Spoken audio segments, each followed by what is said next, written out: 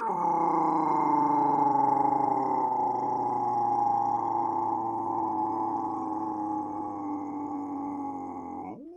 humans. Greetings, and welcome back to another fun-filled episode. Bear here, 29-year veteran. That's right, people. Of the woods, it is where bears live, don't you know? And 7 out of 8 TikTok women agree they'd rather see a bear in the woods and a man in the woods. It's YouTube's #1 show by a bear, your emotional support animal. Great to be back with you. Another fun-filled weekend. For all of you out there enjoying it, I tell you what, people, nice little journey into the cave here today. I've got a full belly of nothing but crab, so I'm happy and ready to go. It's been raining off and on all day long, people, so luckily, bear is here. I've got the internet, I've got electricity, which is two strange things for a bear to have, but I got them both. I hope to keep them all, people.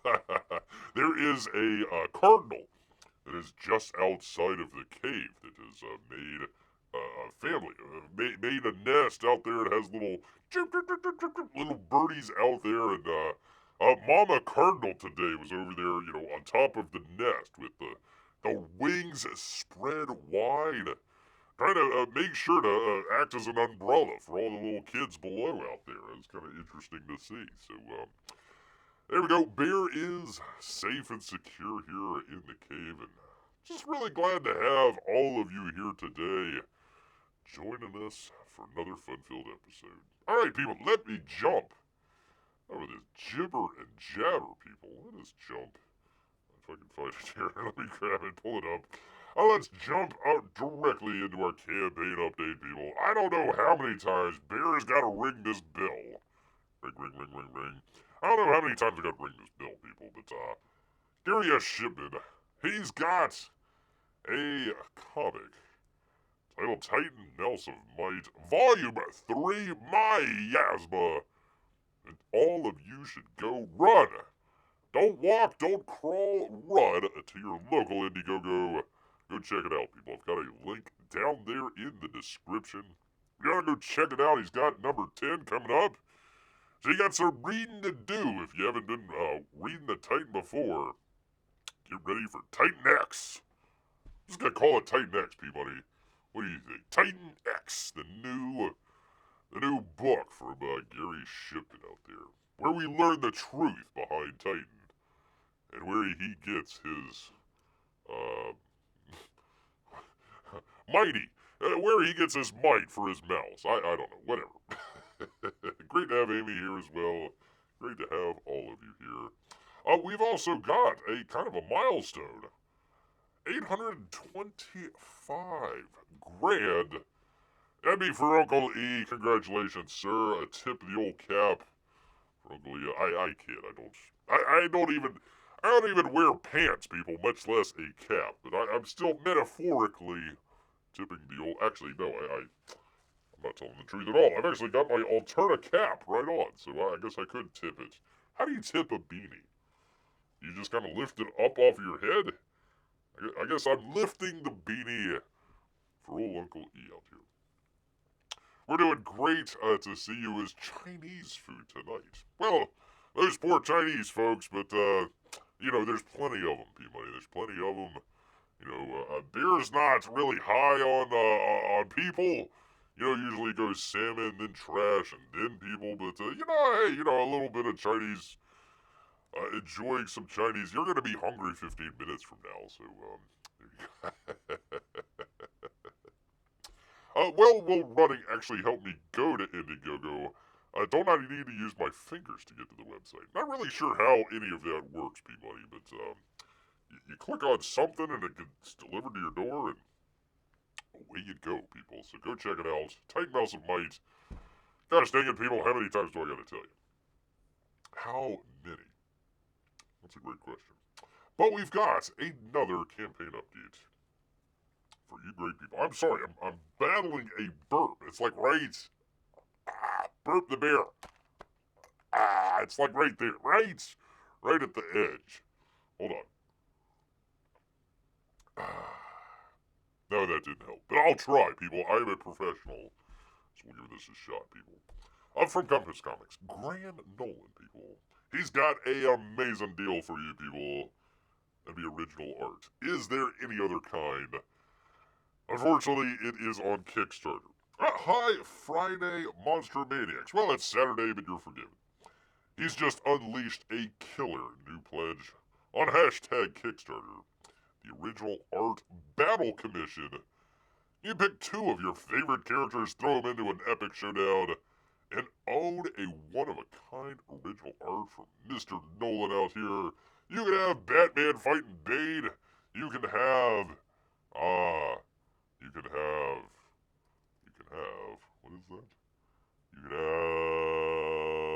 I guess that's Batman fighting some sort of tropical location? Not really sure what's going on there, but you can have that if you want. Have that if you want, people. I rarely sell my originals, says Graham, and only open up commissions during campaigns, so this is a once in a blue moon, not quite a full moon, but a blue moon, shot to snag a piece of his art. Only 5 slots are available, so you better get on it right away. Don't be sleeping. Don't be caught stepping either. You gotta grab yours now before they're gone. Hashtag Monster Brawl for Monster Island. And if you're of the Kickstarter variety, go check it out, people. So there is, I'm trying to figure that out. Okay, I see Batman, I see Bane, I see possibly Batman on the second one. I'm trying to figure out who that other guy, is that the guy from, what was that? What was the comic strip, in the newspapers? What was it? He was like in a purple. He's like in a purple outfit. God, not the Punisher. Started with a P. Oh gosh, I'm losing my train of thought here, people. I'm trying to figure out what the heck that is. Who that character is. Anyways, in a tropical location, Batman is probably looking for treasure. Maybe it's a pirate. I don't know, people, but there you go. A blue moon, says Amy, is 2 full moons. So once in a full moon would be twice in a full moon. So once in a full moon would be twice in a full moon. No, twice in a blue. Thank you, Amy. I was like, wait a minute. how does that work? The Phantom. Thank you. Thank you, Peabody. Yes, you're correct, sir. Is that the Phantom? It's hard to tell. It's kind of hard to tell, but it may be. I haven't seen that character in forever, so thank you. Let's see, 100 men can't beat a bear, but a burp is his Achilles heel. I think I've got rid of it from laughing, so that is the nope. Nope, it's not working. Anyways, I go check out If You So Dare. 11 by 17. Pretty cool. Battle Royale drawn in pen and ink by one Graham Nolan, people. So, if you so desire, you can go check that out, people. Yes, indeed. Alright, I've got a full show. A fully loaded show for you people. And I gotta be honest. Well, I'm always honest, but I've gotta be even more honester than I've ever been, people, because I came across something here. Let me bring that up. Bring you good people in here as well. There we go. I came across, okay, I was thinking about this just last night. It's been bothering Bear like the dickens, people. Bothered Bear like crazy. I'm like, okay, James Gunn. You know, he's shooting the Superman movie. He's making the Superman movie. Directing the Superman movie. Like, okay. Alright, he comes from the realm, you know, of trauma, very low budget stuff, and then of course he went on to make a couple other movies. Guardians of the Galaxy, what was it, The Suicide Squad, yada yada yada. So he's been around a bit. It's not like a first-time director or anything like that. But gosh dang it, people, I've had something at the back of my claw here that I just couldn't shake. So I had this story here. James Gunn Superman changes truth, justice, and the American way to the human way, and it's like, okay, now we're supposed to talk about this and blah blah blah blah, yada yada yada. Who is this? Jackson Hayes over comicbook.com. I could go through the article here, but gosh dang it, people, that is not the point. Beer had a bigger point. Instead of truth, justice is a diversity, equity, and inclusion. I wouldn't doubt that it would be, Peabody. Wouldn't doubt that it would be. But I've had something here. Tell me if Bear is crazy or not here. Tell me if Bear's crazy. I've had this thing about his just kind of bland kind of shots that he's doing. Everything's centered. Everything's like well lit. Even some of the darker stuff, it's lit well enough that you can kind of see what was going on and everything. And I was just trying to figure, like, okay, something's bothering Bear here. I don't know what it is. There's something going on here that just keeps bothering Bear. And I started thinking about this a little bit more. Started thinking about it a little bit more, people, and something came to the old noggin for Bear. I'm going to share it with you. You might say, Bear, well, duh. Yeah, of course. And it might sound like that, but hopefully it's not as, it's going to be an obvious thing, obviously, but I was trying to come up with, again, here we go, here's another shot, Superman, center of the frame, everything's lit. It's a little bit out of focus, but I think he's trying to go through emotion or something like that. I've seen the trailer, and it's all in focus. It's not like it's the Batman or anything like that. Everything is nicely shot. I was like, gosh dang it, something's bothering old Bear here. What could it be? What could it be? Compare this to any shot from Lord of the Rings and see how it adds up. I'm going to have you compare it to something else, Amy. This is going to sound weird, okay, at first, but do this for me. Compare, okay, here we go. Here's Nathan Fillion, the center of the shot, everything's well lit. It's got a slight little blur there with the CGI and everything, but okay, that's fine. All the costumes, everything, da da da da da. To me, this is where it kind of comes down. I think Superman the movie is a giant commercial. You're like, wow, Bear, that's amazing. I've never thought of that before. Just hold on. So, Amy, go compare any of these. God, I hate this shot right here. The kaiju monster. This just looks horrible. This just looks. Hold on, let me pause this here real quickly as I elucidate on this. We were talking about this the last time, like visual effects, shots, and everything. This just looks awful. This looks horrible. Again, it's all centered frame. Superman's off to the left, monsters off to the right. It's all in the center. Why is it not paused? Okay, well, I guess we're playing. Okay. Anyway, so everything was centered shot. I'm like, this is a commercial.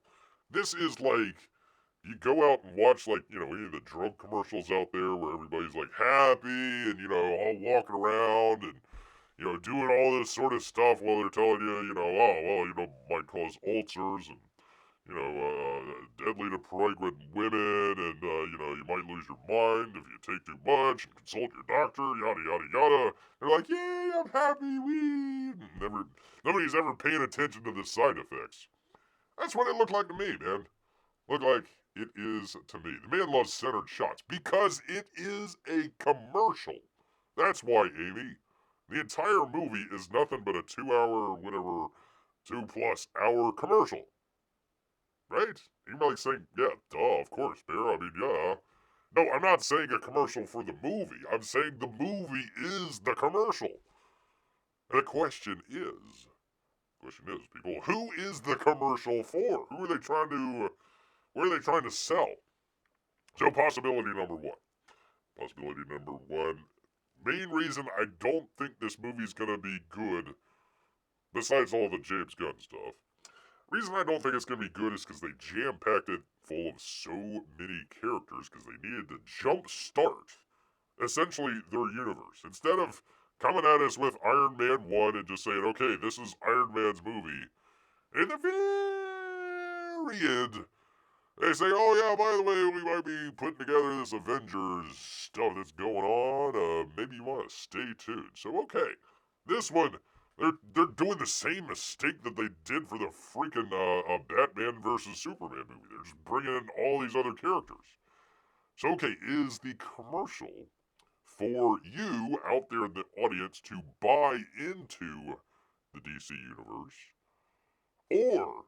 or is it, as Bear has been saying many years now, DC Studios might be up for sale, and this is the commercial for whatever, Amazon, Apple, Netflix, whoever wants to buy it. Is that the commercial that they're looking at to go buy the entire DC slate? And that's why I think everything looks the same. Everything just looks bland. Everything just, it's because it's a commercial. That's why there's no chances. You don't see too many directorial chances taken in a commercial because they're trying to sell stuff. Yeah, medicine ads for who knows what, but everybody is happy for no reason, said Amy. Yeah, there you go. That's not a shot, that's an in-between frame, corrects Amy. Well. Let's see, I don't know what you're talking about, but I think the one shot was very slightly to the left. Well, I think we've lost where we're talking about here, but, action figures, asked Amy. They're trying to sell action figures. Well, yes. I'm not trying to say there isn't a commercial aspect to the movie that you go out and you buy all the ancillary stuff. We talked about that, last time, the time before last, where they're Keebler cookies, back to school stuff. They're selling mugs, doggy bowls, all this. Yeah, of course, they're selling all that sort of stuff. Yes. The bigger question is the 1 billion plus question is, number one, are they trying to sell basically the entire universe? And this is the commercial. Essentially, we want you to watch all 25 of the upcoming slate of movies and TV shows, animation, video games, all that stuff. Is that for the audience? Maybe? Or is it for an entirely different company that might be coming out and buying DC Studios? So there you go. I didn't want to keep it on. Pardon me. Let me get it off of that. I didn't want to keep it on. Oh, the True Trust of the American Way. Oh, let's contemplate that. I see that on frickin' YouTube all the time. Something comes out. Oh, I gotta make a reaction to this. Why? How dare you? Blah, blah, blah, blah, blah. And it's like, well, you might not go see the movie. You might not go like the movie. All the birthday clown folks, as your boy Zach keeps calling them, they might hate those movies, but they're advertising the heck out of them. So I didn't want to give that advertisement to this movie. But I caught this and I was thinking about it last night. I'm like, gosh dang it, this is a commercial. Not really sure who the commercial's for, but it's definitely a commercial. No, they want to sell that Luther mug. Maybe. That might not be a bad idea. Kind of reminds Bear of the Liberal Tears mug, but I'm not sure James Gunn's that smart enough to pull it off. Trying to burp. There we go. Finally. Sorry, people. That's been coming out for a while. There we go.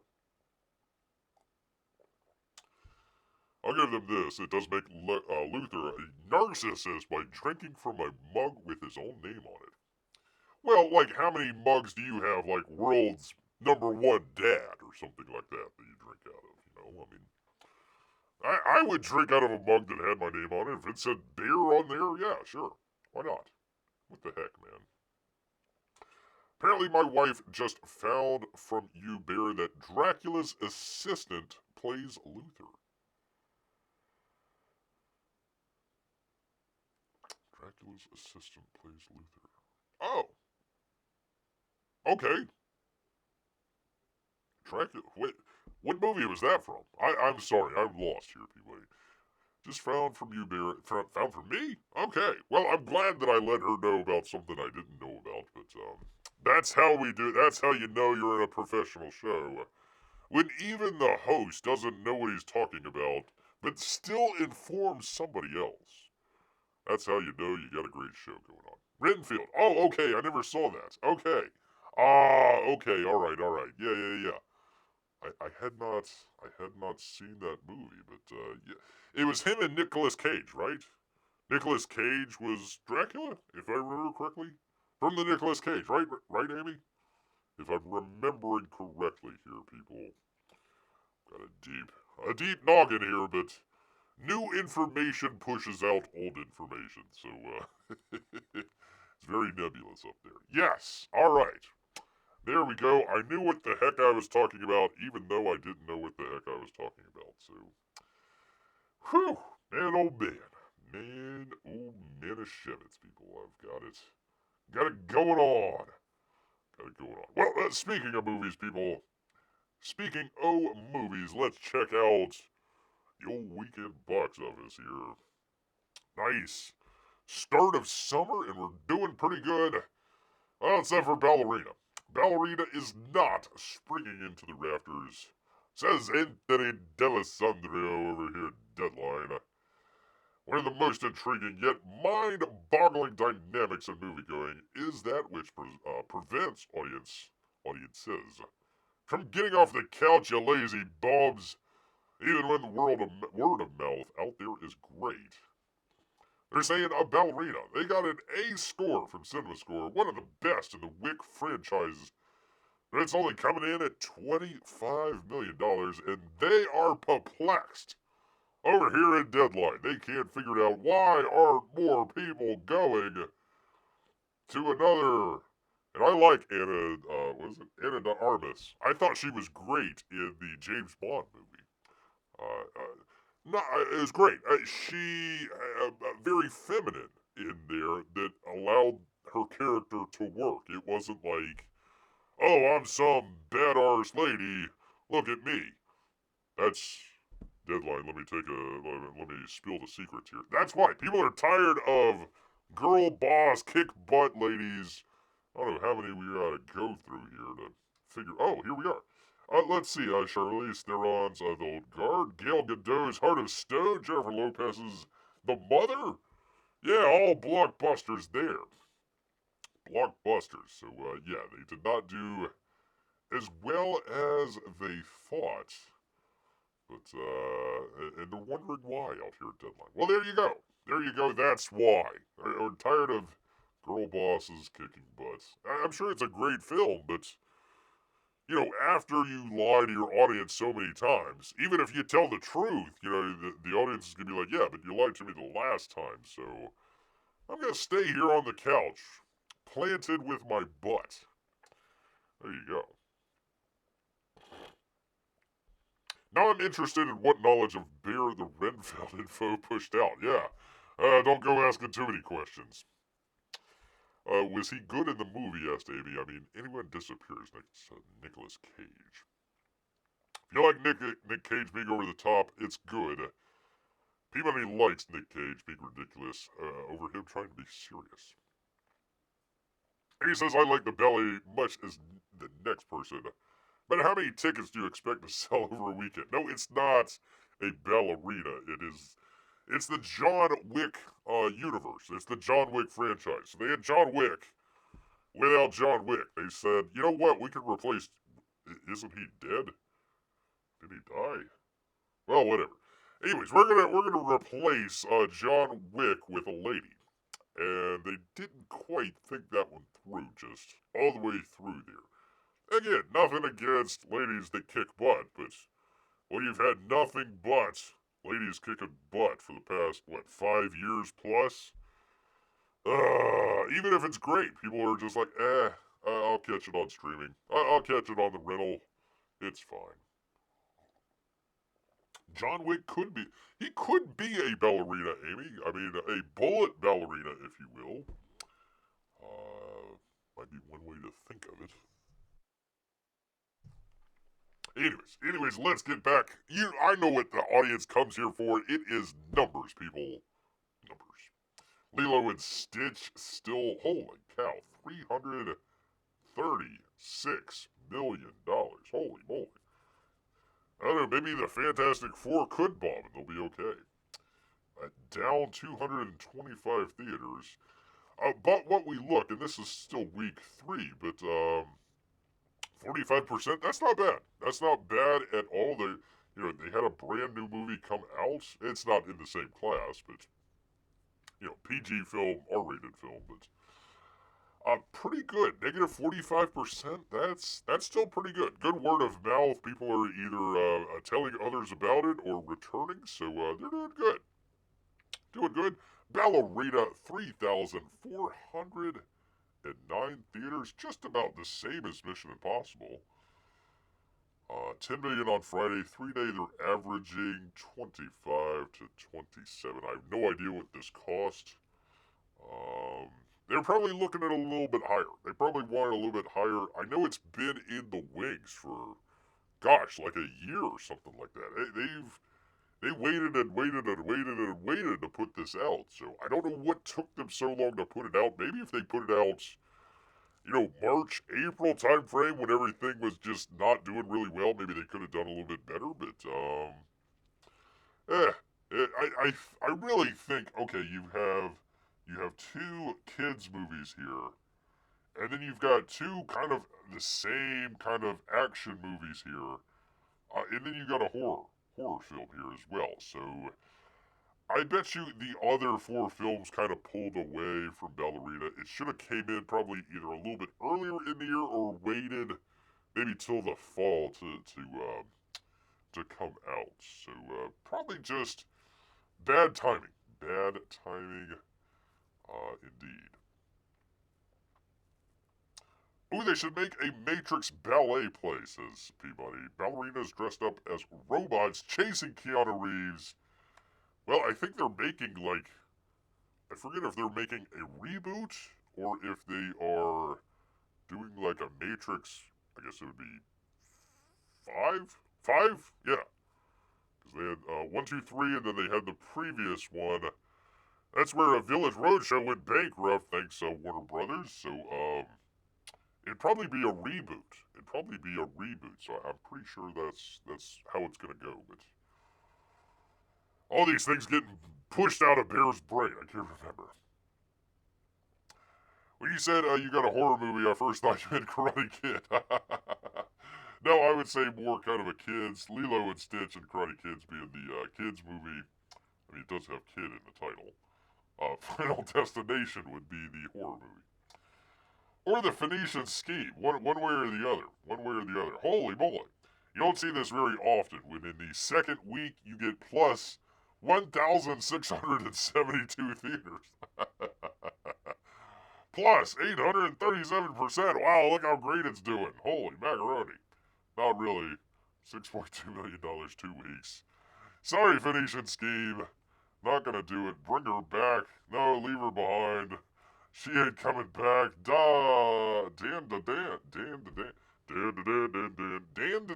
Evil Eye. 3 million over 1 week. I have no idea what that is.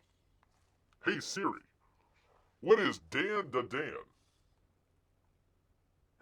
or dendon, is a mythical sea creature. Mythical sea creature. Okay, thank you. Okay, I found this on the web for physical sea creature. Okay, thank you. What? Check it out. No, Siri. What are you trying to do? Gosh dang AI. Okay, I found this on the web. No, Siri, hush. Quiet, you. Quiet. Don't you? She says okay. Don't you talk back to me, Siri. Don't you be talking back. All right, I have no idea. Anyway, Sinner still hanging in there, number 9. Good for them, man. Good for them. $272 million. Oh, Rooster Cogburn. Good job, man. Thunderbolts, asterisk marks. They're hanging in there a week 6. I don't think that they're gonna make their money back.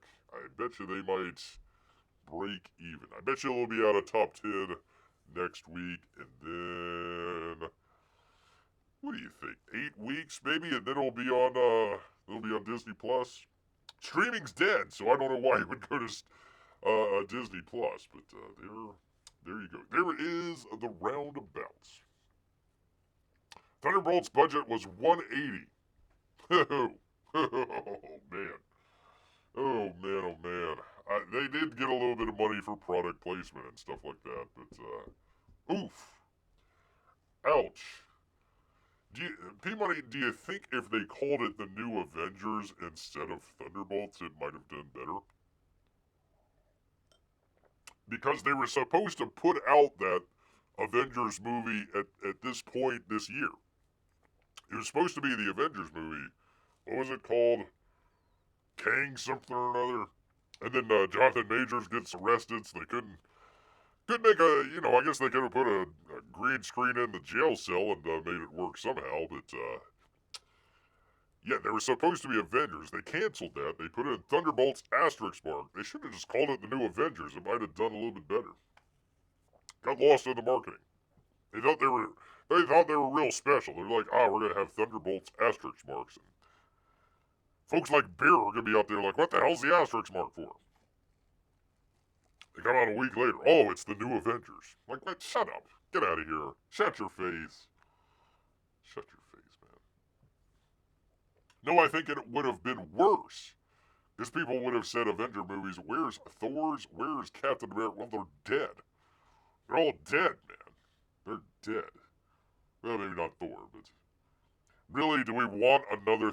Listen, do we really want another Thor movie? Honestly, after the last one? With the goats? I don't think so, man. Oh, Tikiti, Watiti, whatever the hell. He was on the rocket ship to... he was going to be directing a Star Wars film and all this other stuff. Then they made Thor 3 or 4, whatever the hell it was. And... They crashed, people. Crashed into the Earth. Crashed into the Earth. Which, speaking of which, people... What a great segue, Bear. Gosh dang it, man. This is why this is a professional show. I talk about crashing to Earth, and I got Tom Cruise crashing to Earth. Tom Cruise has earned a Guinness World Record, people, for a Mission Impossible final stunt. It says in addition to breaking some box office records, Tom Cruise's performance, Mission Impossible: The Final Reckoning, earned him a Guinness World Record, people. That's right, from the good folks at Deadline, Glenn Garner. The 4X nominee, Oscar nominee, set the record for the most burning parachute jumps by an individual after jumping out of a helicopter 16 times with fuel-soaked chute set ablaze in a stunt for the final installment in the action franchise. Well, actually, let's go ahead. Give me a moment here, people. Do the thing with the thing here. Hopefully I got everything taken care of. Let's take a look. Let's take a look and see what we got here about Tom Cruise falling to his death 16 times in a burning parachute. Give me a moment here. Let's bring it up. If I can find it. There we go. Alright, let me do the thing with the thing. Make sure everything's working. I hope this works. This doesn't work. Gosh dang it. Alright, come on. Oh, I need to get the other headphones. Oh no. What am I do is I'm going to be deployed. If this is twisted while it's burning, I'm going to be spinning and burn. I have to kick out of the twist and then ignite to get 10 seconds. Start soaking the parachute. We're going to There we submerge the parachute into the avgas, soak up the fuel, so when the parachute opens and ignite it, it'll hold fuel and explode. For this shot, what are we looking for? It's quite literally establish the objects in your hand and burn the parachute. just burn the parachute. The more the burn will get. Yep. We're going to be real smart. I'm not saying be risky. Yep. We don't take risks, obviously. So what did you're going to have to set for this and look up and ignite it. Okay, let's go.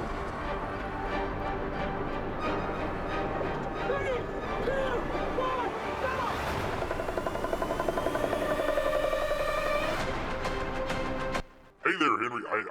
I had to pause it because I hope I'm not going to get struck. This is for education and entertainment purposes that you hear about. Good to have you here, Henry.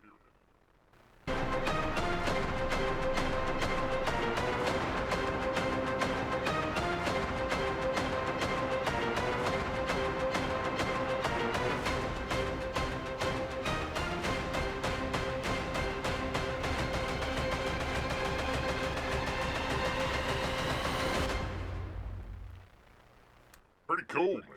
Pretty cool. Up, up, up, up, up. Pretty cool, man. So there you, and probably on the last shot, pardon me, probably on that last shot that you saw, he actually had the IMAX camera rig right to his chest. So that adds like another at least 40, 50 pounds right there. So he's falling through the sky with a burning parachute, number one, that he's got to detach. He's got a 50-pound camera rig right to his chest that he's got to look in the right direction and all this other stuff. And then he's got to open his emergency parachute before he goes and hits the ground at 160 miles an hour. So pretty cool, man. Pretty cool, as if a beer says so here. There you go. So anyways, let's see. Tom just doesn't play action heroes. He is an action hero. The Guinness World Record editor said in a statement, a large part of his success can be chalked up to his absolute focus on authenticity and pushing there was no green screens whatsoever there, people. That was all real. Pushing the boundaries of what a leading man can do. It's an honor. Gosh dang it, people. Friggin' the English. To be able to recognize his utter fearlessness with a new Guinness World Record title. I wonder if you get a Guinness World Record title, do they give you a free Guinness beer with it? Filming the sequence in South Africa, Cruse and the stunt team prepared for weeks for ascending more than 75,000 feet. No, I don't think 75,000 feet. I think you might have that off by just a little bit there. Maybe 7,500 feet. 75,000 feet is like twice as high as airlines fly. I don't think they were that high. A little bit lower than that. I didn't see him passing airline. I didn't see him on oxygen. If he was jumping out at 75,000 feet, he would be frozen to death or lack of oxygen. Or maybe Tom Cruise an alien after all. Now we found out. 75,000 feet. Okay. From which the actor jumped with a flaming parachute for cutting himself free and deploying the backup parachute. Yeah, several takes he had a 50-pound snorri camera rig attached to his body. Whew. There you go. So, pretty cool. Yeah, even here, that's all real. That's all real, man. There is probably wires attached to him, so if he does fall from the plane, he's not going to fall all the way to the ground, but that's still him attached to the plane being flown around. That ain't easy, people. That ain't easy at all. Let's see, is that a new version of green sleeves? Green skis was all my joy, says P-Money. Green skis. Oh, green screens. Green screens.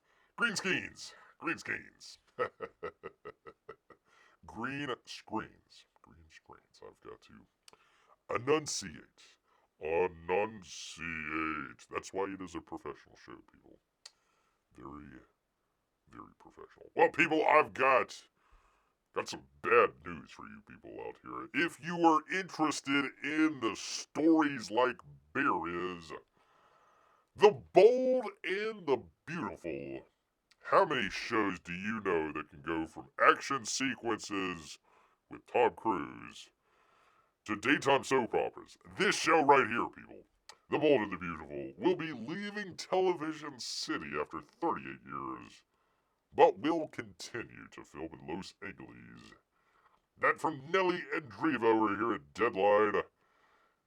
They've got an exclusive, people. The production of The Bold and the Beautiful is on the move.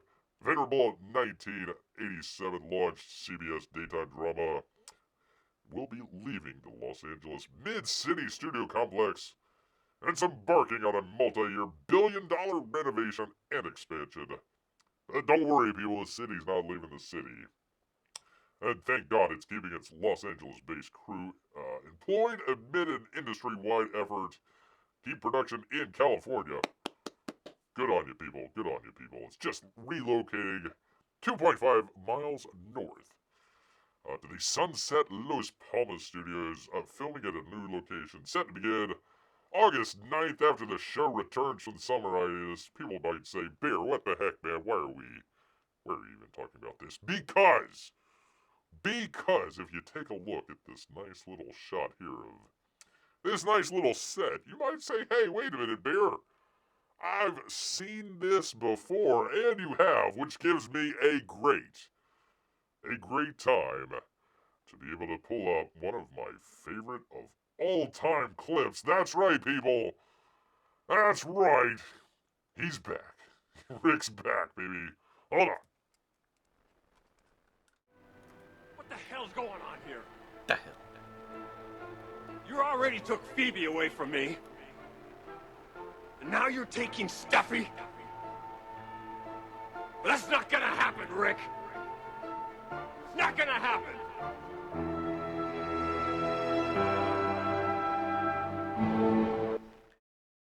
Greatest clip of all time, people. Of all time. There you go. Thank you, Rick. Thank you so much. So, as you can see right there, that's where Rick came in through the door. Take on Ridge for stealing not only his ex-wife, but also his daughter as well. That dude gets around. So, Ridge had to come through and make sure to let Rick know. He meant business, man. Not gonna happen, Rick. Not gonna happen. Any excuse, Amy.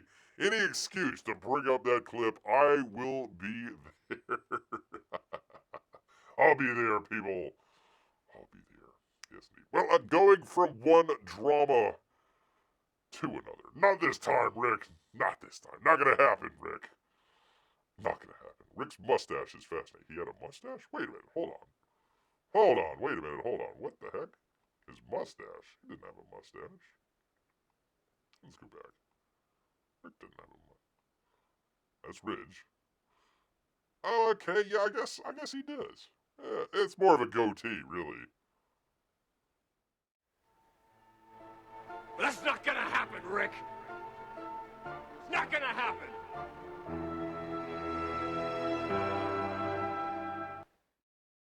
Yeah, I suppose I'll allow it. I'll allow it, man. Any excuse, people. Any excuse that I can to show that I will, people. I will. Well, going from one drama to another, people. We've been on this like white on rice, people. I was looking back at some of the earlier episodes from the year. Very first episode back, I was on it, man. I was on it. That'd be the Blake Lively It Never Ends, people, drama. Blake Lively makes a shocking move in the Justin Badoli legal battle. I know why my audience comes here to find out what the heck's going on, man. The twists and turns continue as Blake Lively is trying to abandon her infliction of emotional distress claims against Justin Badoli. A Lively who previously accused Badoli of both intentional and negligent infliction of emotional distress. Back in December 2024 lawsuit is attempting to withdraw the allegations after Badoli's legal team sought to obtain her medical records, according to a document filed on Monday. Hollywood drama and crypto news. No. I don't have that much crypto news anymore. I'm sorry. I go look. I go out there looking for crypto news. If you, well, actually, you know what? I have a crypto adjacent news coming up here, Amy. I've moved on from crypto over to AI. That is the new grift. So I've got to keep my eye not on the past, but on the future. So hold on. Let me get through a very important that everybody is very interested in. I know my audience out here. Henry is an AI now. Oh, for crying out loud. All that anyone wants to know when it comes to Blake Lively is, what does Taylor think of this? Well, P. Money, thank you for asking.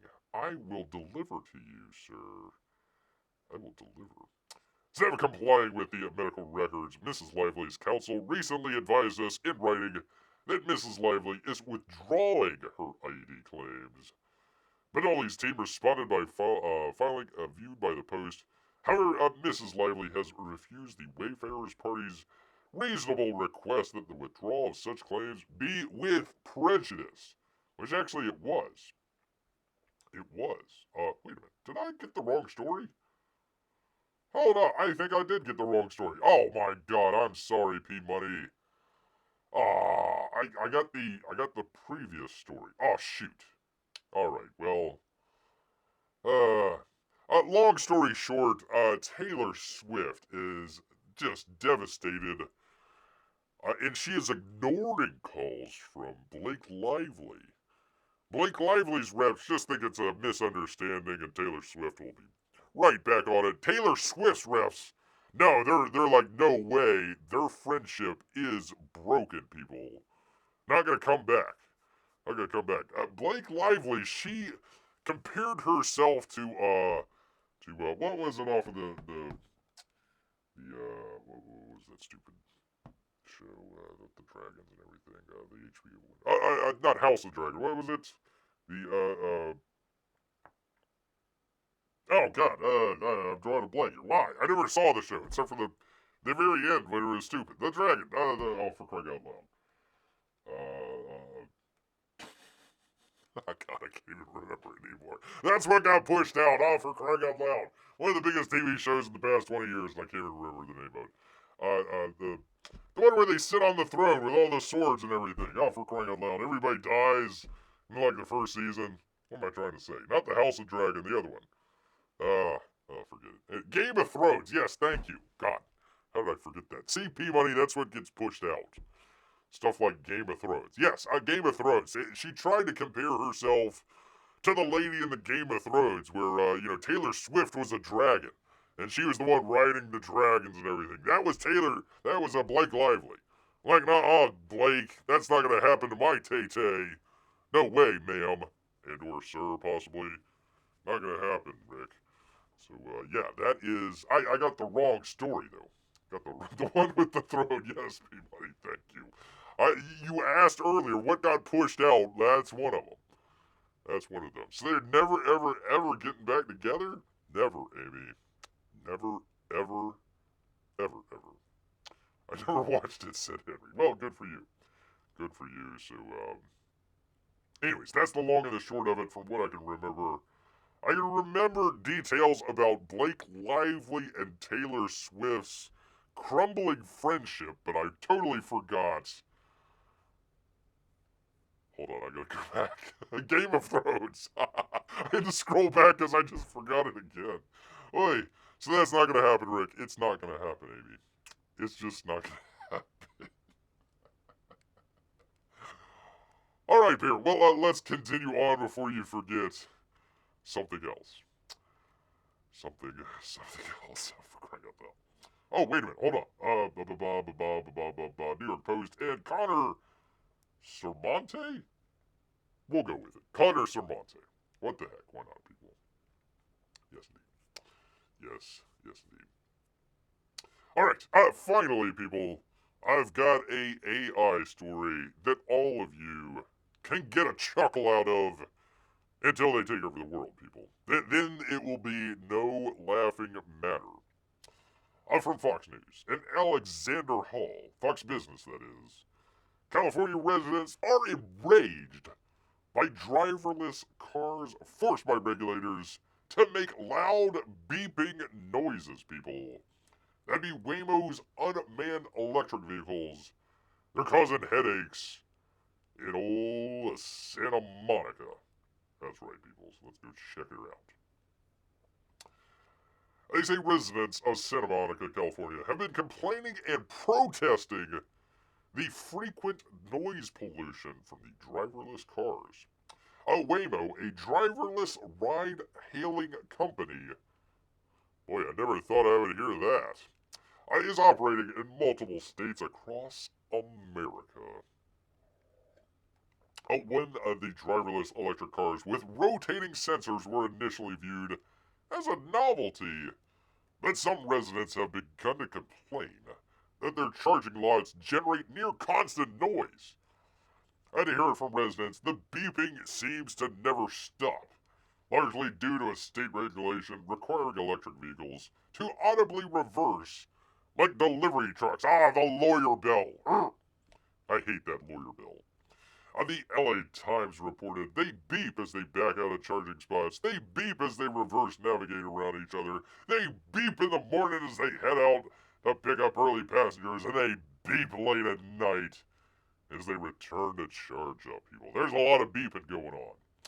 The California newspaper reported that local residents are fed up to the point where some are outright protesting. City officials, a judge, and even the police have been forced to intercede after residents who say the self-driving cars are a nuisance have banded together against the local 56 vehicle fleet. They've reached out to the city. They've called Waymo. Now they're trying some unconventional tactics. The report additionally added using cones, cars, and sometimes themselves. Residents have taken to blocking the Waymos from entering the company-funded parking lot, so much so that the company has called the cops on them half a dozen times. Wonder if it's RoboCop. I want the noise stopped, said a local resident. I thought it was cool. And then those freaking noises started, and then I thought, oh no, this can't be happening. It's the robot apocalypse. Well, maybe not that last part, but the beeping. The LA Times reported that Waymo's usage of local lots was a surprise to city officials, who only learned of them when residents begun complaining. Their arrival in Santa Monica appears to have flown under the radar. Well, they're cars, so they're not going to fly, but okay. Because they subleased the lot from another company and capitalized on its existing charging infrastructure. A Waymo spokesperson told the LA Times that the company will continue to learn and improve how we introduce ourselves to the new communities when we arrive. Beep, beep, beep, beep, beep. Hi, everybody. They should make directional white noises instead of beeps. I don't know. This sounds like a Dr. Seuss story. It could be. While Waymo has made some efforts to reduce noise, including limiting hours that staff members work at the launch, purchasing quieter vacuums to clean the cars, and installing fast-growing bamboo stands. Okay, locals are unsatisfied. They say, come on, it's lipstick on a pig, baby. That's literally a quote. Mayor Pro Tem Caroline Terrorizing accredited Waymo for its efforts so far, but noted the chief issue is both the state and federal regulations. It's not my fault. It's somebody else's fault. The issue here is they are sounds that a vehicle are required to make. I'm totally sympathetic to the quiet enjoyment of the property, but I'm not doing jack squat about it because I'm getting that sweet, sweet lucre from Waymo when they're checking out these local lots. As local officials work to contact state officials, Terrorizing added further, we need to make sure that we have some of these new business practices coming into the city, while not stifling innovation, that we're putting the needs of our residents here in front. Huh, no way. A spokesperson for the company told Fox News, Fox Business, whatever, we strive to be good neighbors in the cities that we operate, and we're committed to being a positive presence in Santa Monica. We are in ongoing conversation with the city's Department of Transportation, and we are actively working with the agency as we explore and implement mitigations that address neighbors' concerns. That sounds like a bunch of gobbledygook told bear here. Bear making beeping sounds is going to be my new ringtone. Well, there you go. Beep, beep, beep, beep, beep, beep, beep. I call that the lawyer bill. I hate it. Hate it so much, people. Confounds beer. It literally confounds beer. They're more effective at alerting people where the vehicles are, but are not as piercing or travel as far. Yeah, you can probably hear them coming and going, people. Coming and I just love the fact that they're putting up cones or other cars in the way to stop the AI cars. I wonder how long it's going to take for them to start burning the cars down. And then the robot apocalypse will be upon us, people. I saw a really good one where it was Trump. He was taking a Molotov cocktail to a. Obviously, it wasn't him. It was fake. It was a fake image. But he's throwing a Molotov cocktail at a bunch of Teslas. I was like, yeah, there you go. Right on, Trump. Right on. There we go, people. All right. Well, I wanted to end on a nice, funny note, but I do have to end on a more serious note, if you allow me around here, if you will. I gotta end it on, that'd be D-Day, 85th anniversary yesterday. D-Day veterans gather in Normandy to mark the 81st anniversary. Pivotal to World War II. I mean professional people. Veterans gathered Friday in Normandy to mark the 81st anniversary of the D-Day landings. Pivotal moment in World War II. Along the coastline and near the D-Day landing beaches, tens of thousands of onlookers attended the commemorations, which included parachute jumps. Hopefully they didn't need to do it 16 times. Flyovers, remembrance ceremonies, parades, and historical reenactments. Oh, the poor guys. Don't make them go through PTSD again. Many there were to cheer the ever-dwindling number of survivors, veterans in their late 90s, people, and older. There you go, there's one of them right there. Let's see, Papa Jake, as they call him, Jake Larson. All remembered the thousands who passed. U.S. Defense Secretary Pete Hegseth commemorated the anniversary of the D-Day landings, in which American soldiers played the leading role. That's right, France. With veterans at the American Cemetery overlooking the shore in the village of Carles-sur-Mer. I hope I pronounced that right. A French minister for the armed forces, Sebastien we'll just call him Sebastian, told Hegseth that France knows what it owes to its American allies. That's right. And the veterans who helped free Europe from those bad Germans. Were the parachutes on fire? I hope not. I sure hope not. Hegseth said France and the United States should be prepared to fight if danger arises again. And the good men are still needed to stand up. Well, look about 1,000 miles to the east there, and you might find another situation there. Today, the United States and France again rallied together to confront such threats, he said, without mentioning a specific enemy. Because we strive for peace, we must prepare for war and hopefully deter it. Hopefully. June 6, 1944, D-Day invasion of France used the largest ever armada of ships, troops, planes, and vehicles to breach all Adolf's defenses in Western Europe. A total of 4,414 Allied troops were killed on that day, people. Almost 4,500. In the ensuing Battle of Normandy, 73,000 Allied forces were killed, and 153,000 were wounded. The battle, especially Allied bombings of French villages and cities, killed around 20,000 French citizens between June and August 1944, which, if it were today, you would probably hear the people, we gotta stop bombing.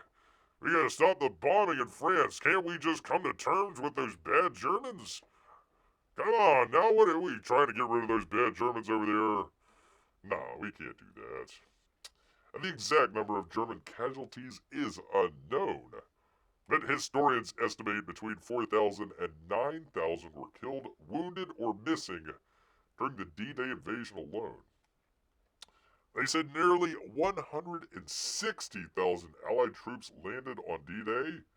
Of those, 73,000 were from the U.S., and 83,000 from Britain, and also P-Money from Canada as well. Forces from several other countries were also involved, including French troops fighting with General Charles de Gaulle.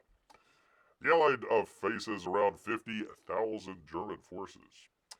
They say more than 2 million Allied soldiers, sailors, pilots, medics, and other people from dozens of countries were involved in the overall Operation Overlord, the battle to wrest Western France from those evil Germans that started on that D-Day.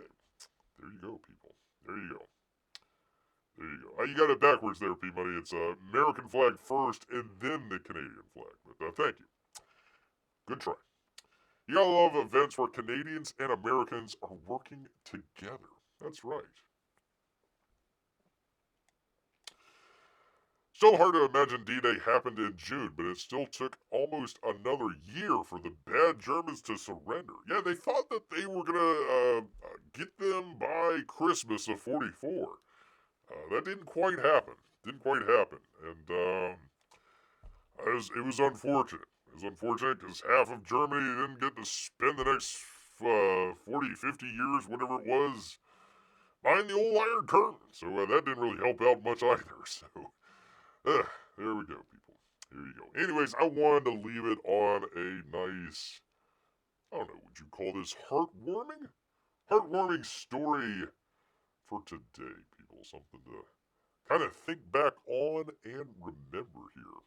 81 years ago, as they were heading off and climbing those cliffs, battling those evil Germans. We freed France, and all we asked was one thing. I says, we need a place to bury all our people. That's it. Actually, France was nice enough. Not only in World War II, but also World War I as well. I actually got to see some of those sites when the bear went to France for his little tour with the little Japanese fellas that were helping us out. Not the actual Japanese, the Japanese Americans. They couldn't send them to Japan. They couldn't send them to the Pacific because they were too worried, so they sent them over to Europe. Sent them over to Europe instead. So there you go, people. There is your nice little story to round it out for the old evening, people.